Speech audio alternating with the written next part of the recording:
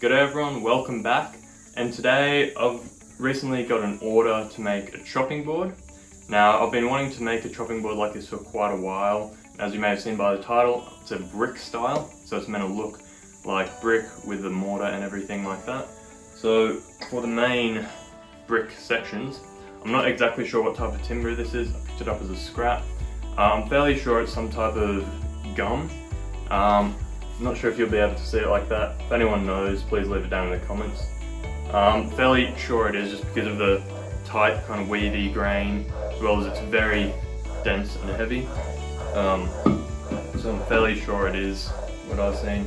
And for the mortar, I'm going to be using some Tassie oak, which should create a nice contrast there. Also, recently I've had a lot of new subscribers again, so thank you very much for that.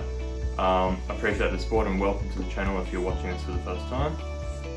And with that said, I'll get into it.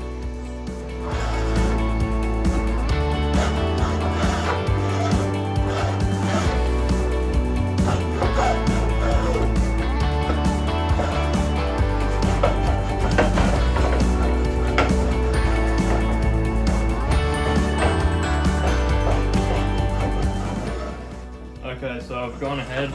I had to plane both surfaces of this board flat because it was quite cupped. So I did that. That took quite a while because it's tough timber. And now what I'm going to do is, we've got this table saw here. It's just a Triton worksite saw. I think we got it a few years ago, like 10 years or more ago, doing like a house renovation or something like that.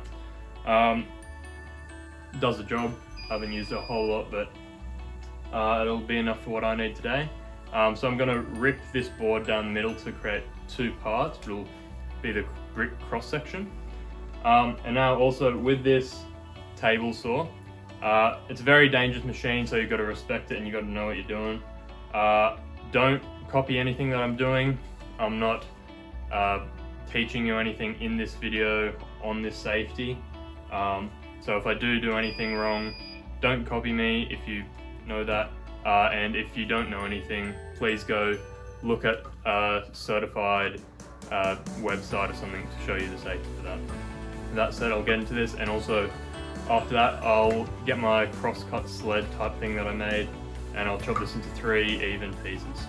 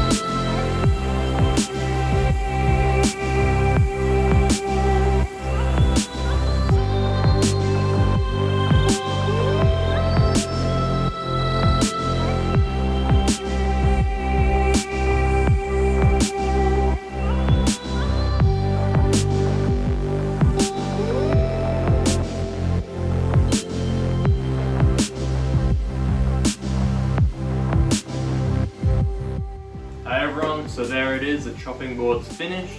Overall, I'm quite pleased with how it turned out. I like how it looks. And there are also a lot of things which I learned along the way and which I'd improve on next time. So probably the first of those things would be timber selection. So as you noticed, and I talked about earlier, the piece of gum or eucalypt has pitch pockets throughout it, which kind of looks okay.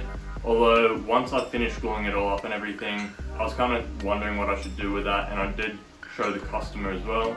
And they wanted those holes filled so that food wouldn't get stuck down there.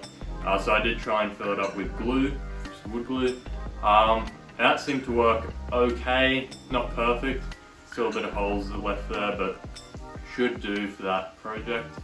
So that'd be the first thing, get timber that's a lot more solid probably, without little holes for bits of food and stuff to get stuck in, just health-wise. The other thing is that I did actually drop the board in between the two glue-ups, and it split down the piece of Tassie oak, and that left a visible crack remaining in the finished board, which I'm not that proud of. Ended up okay, it should hold up fine, but it just doesn't look very nice. What else? Also, the last time I did a kind of glue up of this size and complexity, I was in high school, and that's where we had all, planer, thicknesser and sanding machines and all that type of thing, and I really underestimated how much time those machines actually save. So I do try and do a lot of my stuff by hand if possible, which I did, and planing the board just initially flat and square was a lot of work, just by hand, because the board, as I said earlier, it's a piece of eucalypt, I think spotted gum maybe, and it's really hard and dense, so that really took its toll on the tools, and it was very hard and time consuming to square that up, and also square up the pieces in between glue ups, and at the end grain, very hard, dense. Native timber like that is very hard to plane. So then I took to the sander, and as you may have seen from the cupboard build or cupboard redo organization thing, the big sander that we have broke, and I ordered a pad for that. But I was using the detail sander in the meantime, and that wasn't working great. But the pad did arrive actually, so I used a big sander, and that worked way better. I was able to get the surface nice and flat there with the 80 grit, and then I moved up to I think 240 grit on that and 400 by hand. And then I did 3 coats of mineral oil, and I also did a coat of kind of mineral oil beeswax combo at the end, just to give it a little bit better look and security there. So I think that's it. Please let me know down in the comments what you think, what you would have done better, what I should do next time if I was doing something like that. And also I really just like to thank you everyone that just as of filming today cracked over 400 subscribers, which is crazy. So looking for big things this year, and I'm going to have a video coming up soon which will hopefully detail a few of those things. And other than that, if you enjoyed this video, please remember to check out my other ones, and also like, comment and subscribe. Very much appreciate the support, and yeah, I'll see you next time everyone.